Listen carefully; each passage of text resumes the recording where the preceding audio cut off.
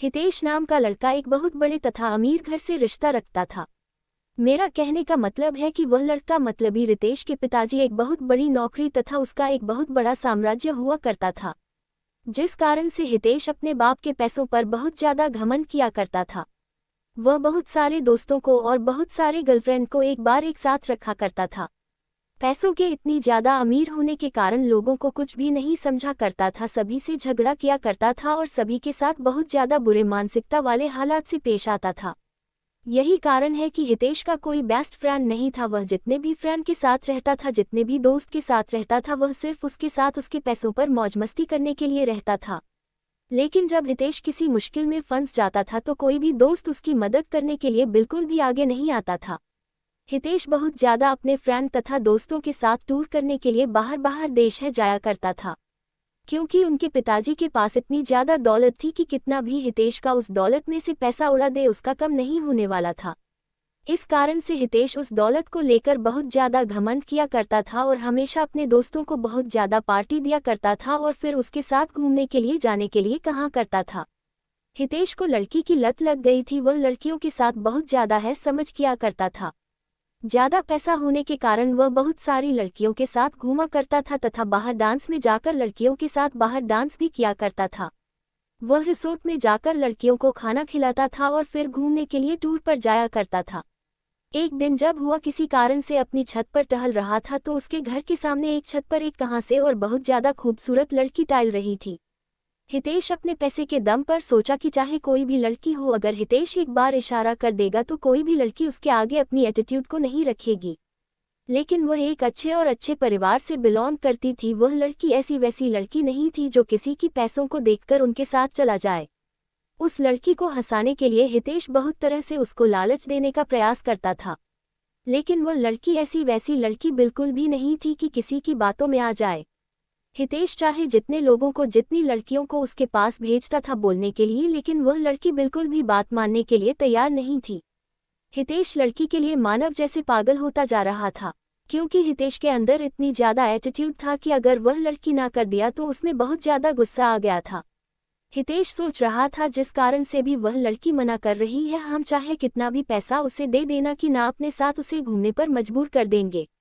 एक भी नहीं पैसे किसी लड़की फ्रेंड को उसके घर भेजने के लिए कहती है, लेकर जाओ उस लड़की को बोलो कि जितना पैसा लेना है, जितना खाना है, जितना घूमना है मेरे से ले लो, लेकिन मेरे साथ घूमने के लिए तैयार हो जाओ।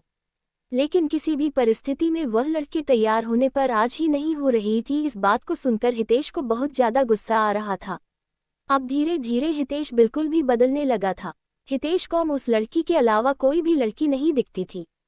जितनी भी लड़की के साथ हितेश घुमा करता था, अब वह उन लड़कियों से बिल्कुल भी दूर हो चुका था। अब वह ज्यादातर वक्त अपना घर में ही गुजारा करता था।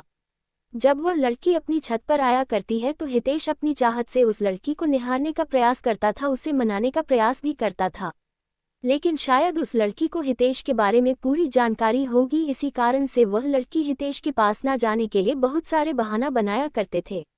उस लड़की के पिताजी एक सरकारी विभाग में कार्य कर रहे थे, जिसका ट्रांसफर होने के बाद वह हितेश के घर के पास वाले अपार्टमेंट में रहने के लिए आया था।